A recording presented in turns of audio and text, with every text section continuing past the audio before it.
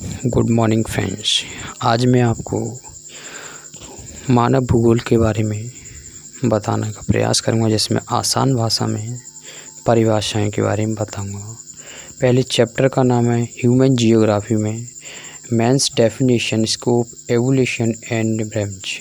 मतलब कि मानव भूगोल के फर्स्ट चैप्टर का अर्थ, परिभाषा, क्षेत्र, विकास एवं शाखाओं के बारे में बात करेंगे। ठीक है, आज हम कुछ बेसिक से जानकारी ले लेते हैं और कुछ मानव भूगोल के लेखक मतलब कि भौगोलिक वेताओं द्वारा लिखी गई परिभाषाओं के बारे में समझते हैं।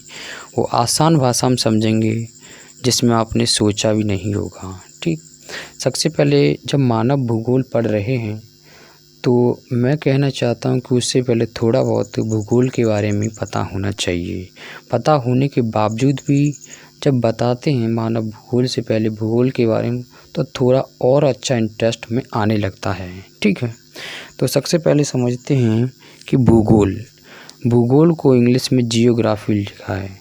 ये बल्कि एक्चुअली में जियोग्राफी जो शब्द है वो अंग्रेजी में ना लिखा हुआ है, बल्कि वो ग्रीक भाषा में अर्थात यूनानी भाषा में लिखा हुआ है। जैसे जब तोड़ेंगे तो जियो अलग टूटेगा और ग्राफो अलग टूटेगा या ग्राफोज कहेंगे। जियो माने होता है पृथ्वी और ग्राफोज माने होता है वर्णन करना। यहाँ पे ध्यान देने योग्य की बात होगी कि पृथ्वी के बारे में कौन, हम सब लोग पृथ्वी के बारे में किसी कैसी भी जैसी तुम्हारी इच्छा हो उस तरीके से पृथ्वी के बारे में समझना होगा। मतलब कि समझना होगा कि जितनी गहराई से, जितनी डीप में समझना होगा, वही कहलाता है भूगोल। ठीक है, अब देखा जाता है कि पृथ्वी के बारे में व्यवस्थित रूप से क्रमबद्ध तरीके से अध्ययन करना ही तब बात आती है कि जब इसका अध्ययन करते हैं तो एरोटोस्थनीज, ध्यान देने, एरोटोस्थनीज ने जियोग्राफी शब्द का सबसे पहले यूज किया था। इसीलिए इनको एरोटोस्थनीज को भूगोल का जनक फादर कहा जाता है। कहीं कहीं किसी बुक में हेरोडोटस भी लिखा गया है। ठीक, अब जब हम भारत का भूगोल पढ़ते हैं, तो भारत के भूगोल को भी किसी ने लिखा ही होगा। तो इसी को ध्यान में रखते हुए भारतीय भूगोल का जनक किसे कहा जाता है? जेम्स रैनेल को कहा जाता है। ये जेम्स रैनेल कौन था? जेम्स रैनेल एक ईस्ट इंडिया कंपनी में पहले काम करता था, जिसने भारत में नदियों के बारे में बहुत बेहतर तरीके से समझा और नदियों के बारे में इन्होंने लिखा। तो कहा जा सकता है कि भारत की नदियों का इतिहासकारक कौन था? तो जेम्स रैनेल था। ठीक, जब हमने ये चीज़ समझ ली तो हमारा भूगोल पढ़ने का उद्देश्य क्या है, हमारा इस भूगोल से हम पढ़ने से लाभ क्या होगा है। तो इसमें बोला गया है कि पृथ्वी को मनुष्य घर के रूप में समझना और उन सभी तत्वों का अध्ययन करना है जिन्हें मनुष्य या मानव को पाला है। इसका मतलब ये हुआ कि हमने पृथ्वी पे जन्म लिया है तो पृथ्वी को अपने घर के रूप में समझना है और पृथ्वी से हमें जितने सारे तत्व मिले हैं उन सभी के बारे में समझना होगा, जानकारी करनी होगी और उसका पालन करना होगा। ठीक, यहाँ तक समझने के बाद जब हम पृथ्वी के बारे में भूगोल से पृथ्वी के बारे में थोड़ा बहुत समझने लगे तो उसी समय दो घटक बना दिए गए।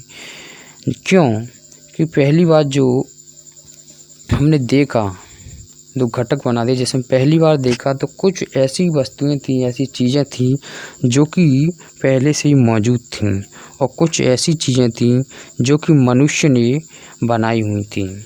तो जो पहले से मौजूद थी उनको प्रकृति या भौतिक घटक कह दिया गया। जैसे भू आकृति का मतलब भी हो गया कि भूमि पे जितनी भी आकृतियाँ हैं वो ऊबड़ खाबड़ हैं, वो कैसी हैं, कैसी लगती हैं, पर्वत कैसा है, पठार कैसा है, गड्ढा कैसा है, क्रेटर कैसा है, बहुत सारी हैं। मृदा माने भूमि, कहीं काली है, कहीं पीली है, कहीं ऊंची है, कहीं पत्थर हैं, ऐसे। जलवायु, खनिज, जल, वनस्पति, जीव जंतु और ETC। ठीक, मानवीय घटक का मतलब हो गया मनुष्य द्वारा बनाए गए कंपोनेंट्स हैं, जैसे घर, गांव, सड़क, नगर, रेल, हवाई जहाज, खेत, बंदरगाह, दवाइयाँ, नहरें, पोखरें, एस्टेक्ट्रा ETC। ठीक, जब इन दोनों पर बहुत सबसे ज़्यादा प्रेशर डालते हुए मनुष्य ने सोचा, तो उसके बाद इन दोनों के आधार पर ही उन्होंने एक शाखा बना डाली, दो प्रमुख शाखाएं बना डाली, जिनमें पहली थी भौतिक भूगोल और दूसरी को बना डाला मानव भूगोल। ठीक है, भौतिक भूगोल में उस परिभाषा को या उस सारी चीज़ों के बारे में बताया गया जो कि प्रकृति में पहले से मौजूद थीं।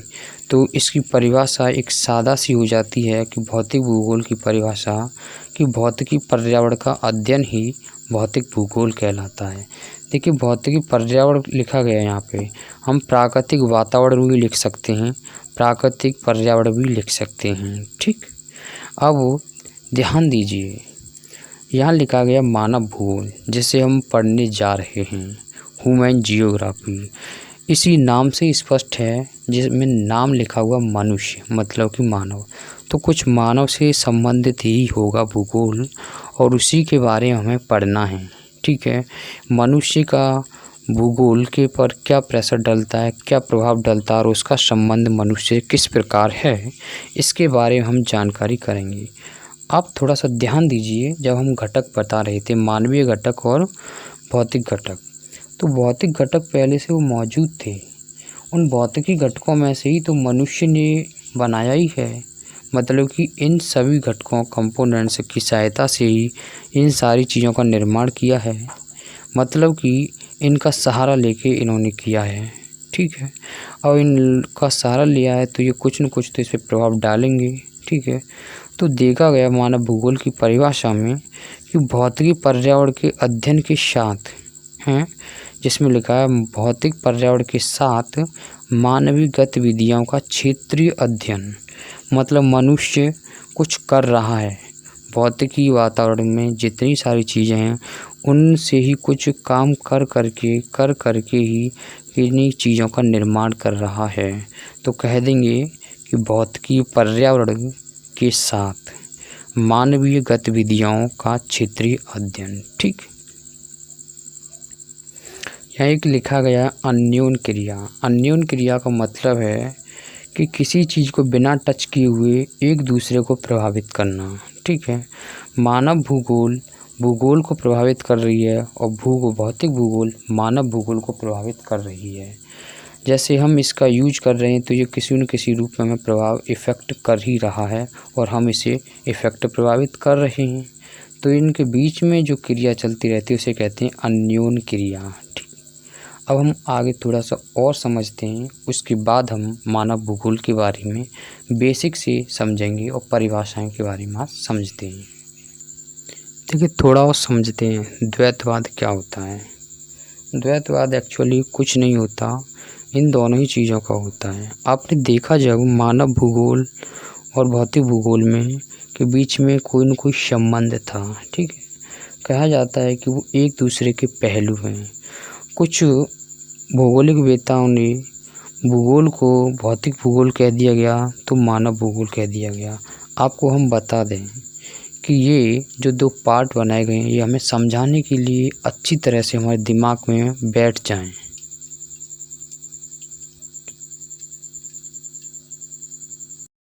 देखिए, द्वैतवाद का मतलब होता है किसी चीज़ का दो तरीके से बात कहना। ठीक है, भूगोल को हमने भौतिक भूगोल में बांट दिया और मानव भूगोल में बांट दिया। कुछ भौगोलिक वेताओं ने ये किया है। ठीक है, और इन दोनों के बीच में कोई न कोई संबंध है, ये इसको प्रभावित कर रहा है, ये इसको प्रभावित करता है।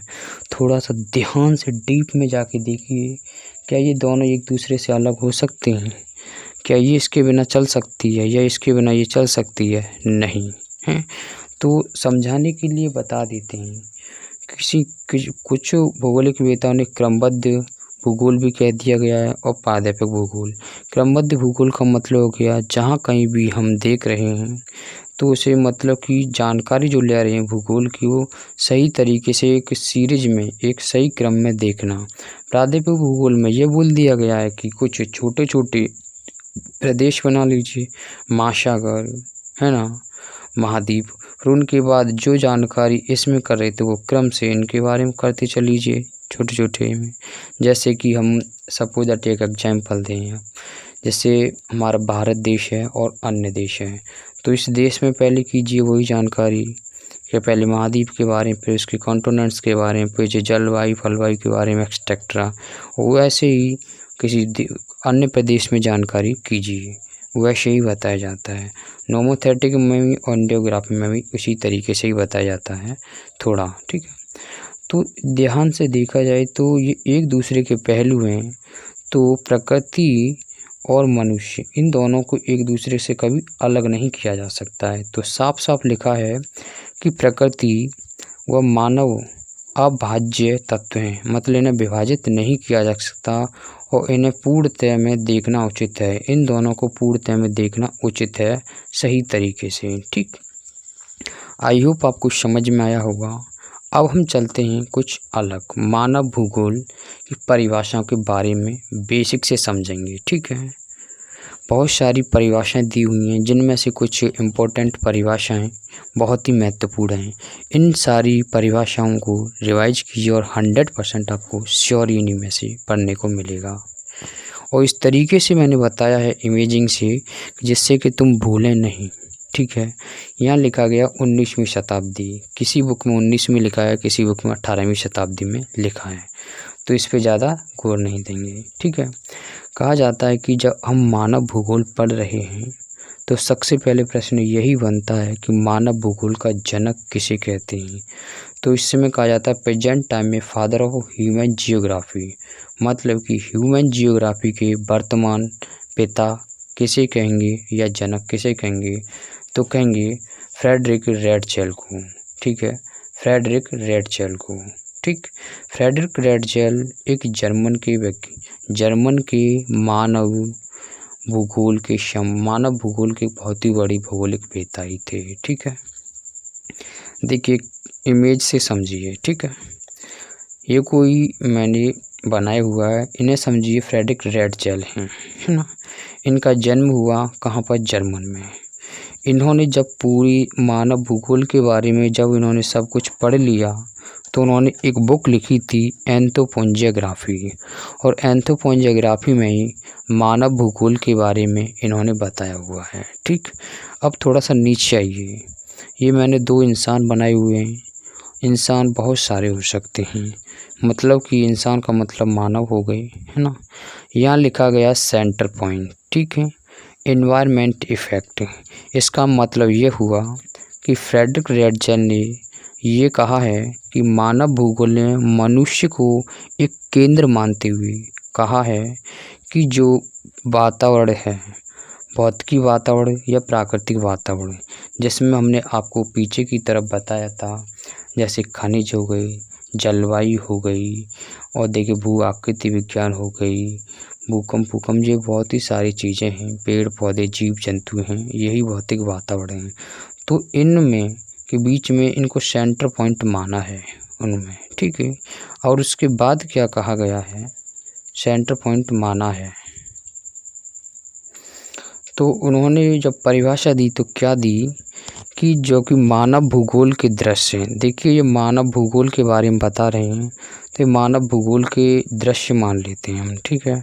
जिसमें दृश्य में जितनी सारी चीज़ें हमें दिखाई दे रही हैं उनकी बात की जा रही है, पेड़ पौधे जीव जंतु सड़क फड़क जो कुछ है उनमें, वातावरण में, है ना। भूदृश्य के सर्वत्र वातावरण, जो वातावरण हो गया, पेड़ पौधे जीव जंतु घास फूस जो कुछ है वो दिख रही हैं, तो वातावरण में आ जाएंगे, है ना। और जो मनुष्य है, तो इनके बीच में एक संबंध को देखा गया है, ये परिभाषा उन्होंने दी है। अब इसे लिखेंगे कैसे, ये थोड़ा सा समझते हैं। इसमें ये गया कि मानव भूगोल के दृश्य माने होता है किसी इमेज को देखने, दृश्य सर्वत्र वातावरण से संबंधित होते हैं, जो स्वयं, यहाँ ध्यान देना होगा, जो स्वयं भौतिक दिशाओं का एक योग होता है, ठीक। और आगे तरफ एक और परिभाषा दी गई है प्रोफेसर लाप्लास ने। प्रोफेसर लाप्लास ने सबसे पहले सोचा हुआ था और उन्होंने बताया हुआ था कि जो मानव भूगोल है, ये समझ लिए हमारे टोटल भूगोल है, ठीक है।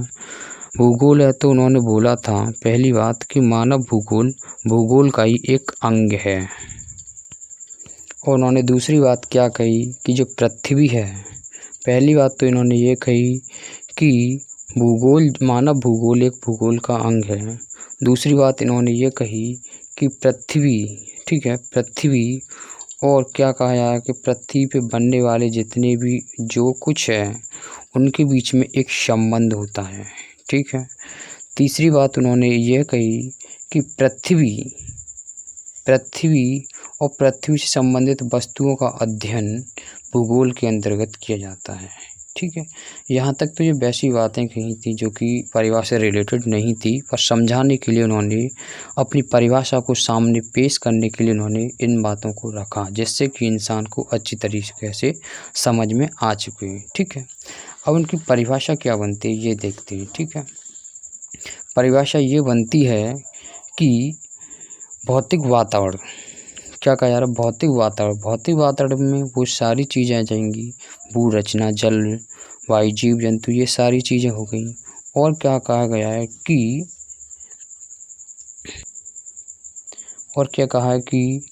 मनुष्य रह रहा है तो मतलब क्रियाशील है, कुछ न कुछ कर ही रहा है। तो मनुष्य ने इन सभी में से किसी न किसी सहायता से कुछ न कुछ बनाया है, खेत बनाया है, कोई फसल की है, कुछ न कुछ किया है, ये क्रियाशील है। तो फिर इसका प्रभाव इस पर पड़ता है ना, इसका प्रभाव इस पर पड़ता है, उसी को हम मानव भूगोल कहते हैं। अब इसे लिखेंगे कैसे, जैसे कि इसमें लिखा गया ये है कि मानव भूगोल पृथ्वी और मानव के पारस्परिक संबंधों को नया विचार देता है, जिसमें पृथ्वी को नियंत्रित करने वाले भौतिक नियमों का तथा पृथ्वी पर निवास करने वाले जीवों के पारस्परिक संबंधों का अत्यधिक संयुक्त ज्ञान उपलब्ध है, ठीक है। अब देखिए एक और परिभाषा है मोस्ट इम्पोर्टेंट,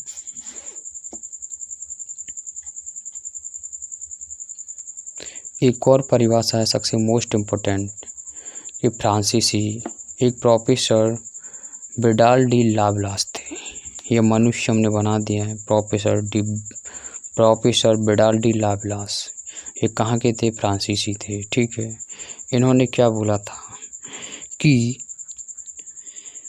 मानव भूगोल विचारकों के विकास की अवव्यंजना है, मानव भूगोल विचारकों के विकास की अवव्यंजना है, ठीक है।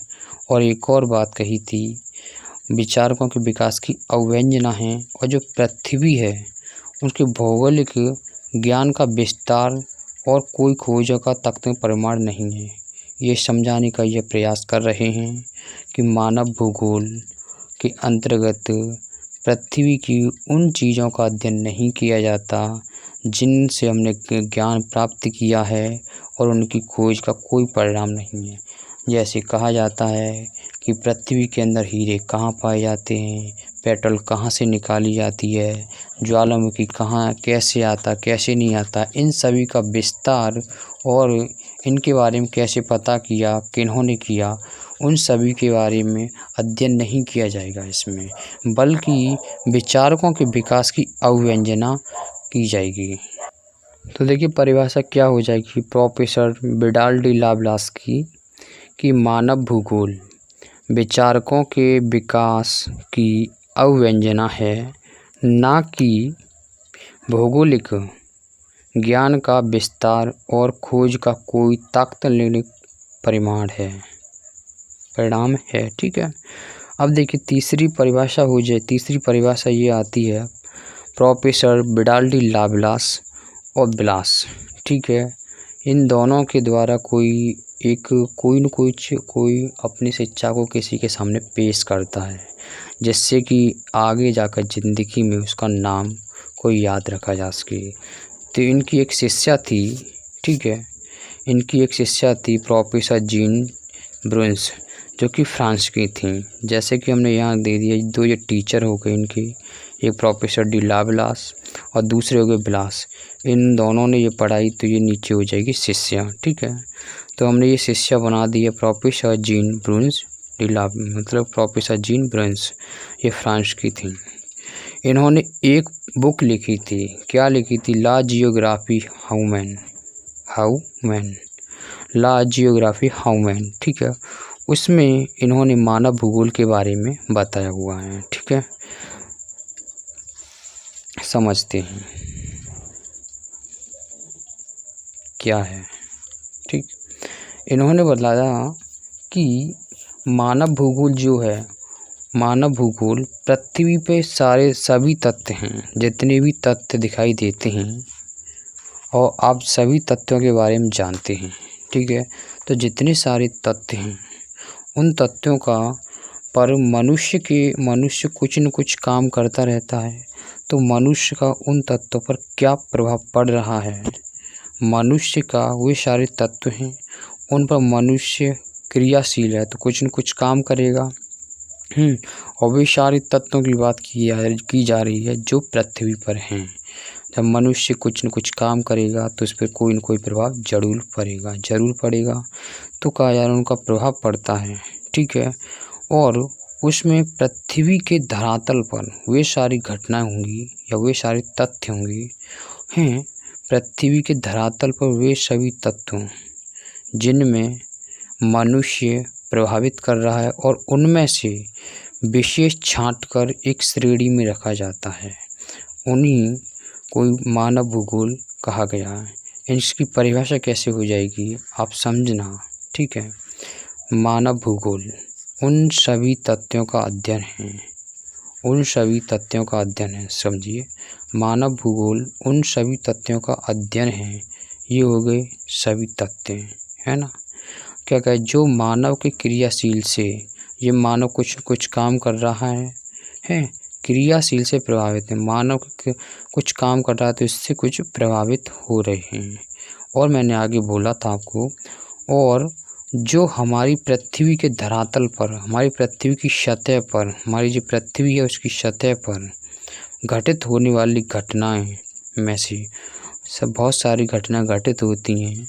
जैसे परिवार में लड़ाई छोटी मोटी होती है, बड़ी होती हैं, कोई हंसी मजाक की होती है, कुछ वैसी होती हैं। तो हंसी मजाक की लड़ाई में कोई गौर नहीं दिया जाता। तो ऐसे यहाँ पर बहुत सारी घटनाएं घटित होती हैं। तो उनमें से घटनाएं, ये धरातल पर घटित होने वाली घटनाओं में से छांट कर एक विशेष श्रेणी में रखे जा सकते हैं, ये परिभाषा उन्होंने दी थी। कहा जाता है कि मानव भूगोल उन सभी तथ्यों का अध्ययन है जो मानव के क्रियाशील कलापों से प्रभावित है और जो हमारी पृथ्वी के धरातल पर घटित होने वाली घटनाओं में से छांट कर एक विशेष श्रेणी में रखे जा सकते हैं। थोड़ी बड़ी परिभाषा है, थोड़ा गौर से और ध्यान से पढ़ेंगे तो बहुत ही याद होगी, और इस डायग्राम को देख के पढ़ेंगे तो हमेशा के लिए आपको ज़िंदगी भर याद रहेगी, ठीक। और कुछ आगे की तरफ देखते हैं कि प्रोफेसर हिंगटन, ये एक अमेरिकी हैं, ठीक है। प्रोफेसर हिंगटन एक अमेरिकी हैं। थोड़ा सा समझिए, यहाँ पे उसके डायग्राम पीछे की तरफ बना गया है कि मानव भूगोल भौगोलिक वातावरण, यहाँ पर लिखा गया भौगोलिक वातावरण, हम भौतिक वातावरण भी कह सकते हैं और प्राकृतिक वातावरण भी कह सकते हैं। और यहाँ तथा नहीं है, और कई बात की जा रही है, और मनुष्य के कार्यकलाप या मनुष्य की क्रियाकलाप, ठीक है, एवं गुणों के, देखिए आगे की तरफ देखेंगे प्रोफेसर हिंगटन, ठीक है, ये अमेरिकी हैं मानव भूगोल के, ठीक है। इन्होंने क्या बताया है कि मानव भूगोल भौतिकीय या भौगोलिक वातावरण और तथा का यूज नहीं किया गया है, ध्यान देना। और मनुष्य के कार्यकलाप का मतलब होगा वो क्रियाशील व्यक्ति हैं, एवं गुणों के पारस्परिक संबंध के स्वरूप और वितरण के अध्ययन के रूप में परिभाषित किया जा सकता है। ये परिभाषा है प्रोफेसर हिंगटन की, ठीक है। इसको आप डायग्राम के हिसाब से समझते हैं। देखिए समझते हैं, प्रोफेसर हिंगटन है ये, ठीक है। यहाँ कहा गया मूल तत्व है ना, जिसमें क्या क्या है, मूल तत्व, उच्च आवाज, जलवायु, प्राकृतिक वनस्पति, मृदा, स्ट्रक्टा, खनिज तत्व, पत्व, जीव जंतु, यही तो है भौगोलिक वातावरण, या प्राकृतिक वातावरण भी कह सकते हैं या भौतिक वातावरण भी कह सकते हैं। ठीक है। और क्या कहा गया है कि मानव का क्रियाकलाप, मनुष्य की क्रियाशील है, तो मनुष्य ने भी कुछ न कुछ बनाया है तो क्रियाशील हो जाएगा।